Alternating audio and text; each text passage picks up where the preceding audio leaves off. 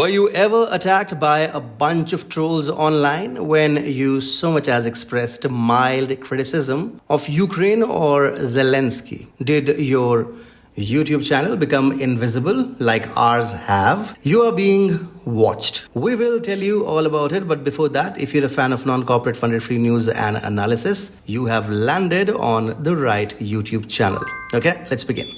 An investigation led by journalist Li Fang and unveiled by Real Clear Investigations has revealed a complex network of apparently independent organizations and fact-checkers heavily financed by Washington involved in a controversial practice, labeling dissenting Americans as Russian propagandists in alignment with Kiev's stance. This expansive inquiry delves into the operations of entities such as New Voice of Ukraine, Vox Ukraine, and Detector Media.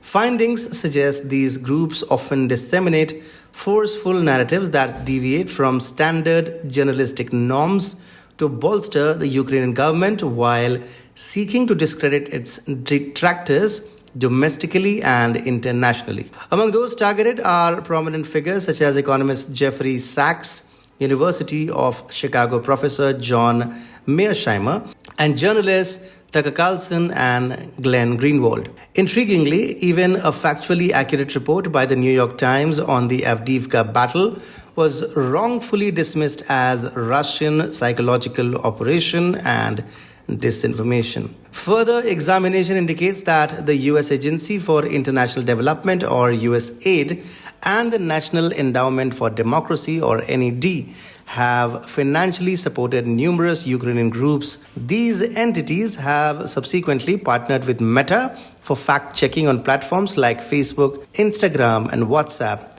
apparently to combat Russian disinformation, but effectively aiding Ukraine in silencing its critics. Additionally, the London-based Zinc network has received US aid funds purportedly to counteract Kremlin-led information campaigns and enhance Ukraine's strategic communication efforts. In a revealing exploration conducted by investigative journalist Jack Paulson, it has come to light that the Zinc's Open Information Partnership in Ukraine adopts a broad definition of disinformation. This definition encompasses quote-unquote verifiable information that may appear unbalanced or exaggerated for effect or employs emotive language to align with Kremlin narratives.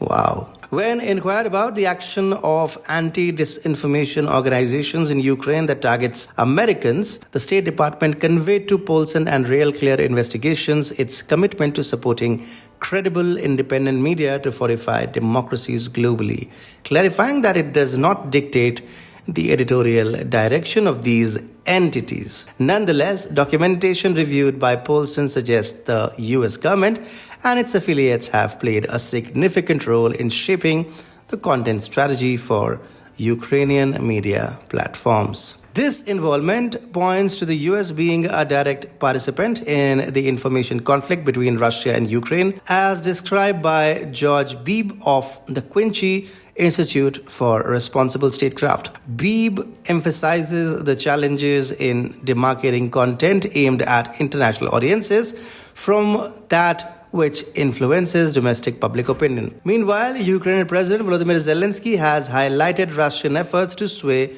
US political circles and public opinion, albeit without substantial proof. Paulson's investigation further unveils that material produced by US-financed Ukrainian outlets is particularly designed to engage with and influence American foreign policy discourse, suggesting a complex web of informational influence and counter-influence at play.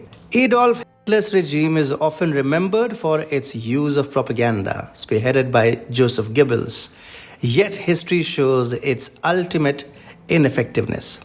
Despite its rapid spread, propaganda's impact tends to be superficial and short-lived. In contemporary time, the creation of propaganda media outlets, particularly in the context of US-Ukraine relations, appears to be more a means of financial gain than effective persuasion. This is underscored by surveys indicating a strong anti-war sentiment among the Ukrainian populace. President Zelensky now confronts a challenge that extends beyond the battlefield, addressing the deep-seated peace desires of his people, a task that propaganda cannot accomplish.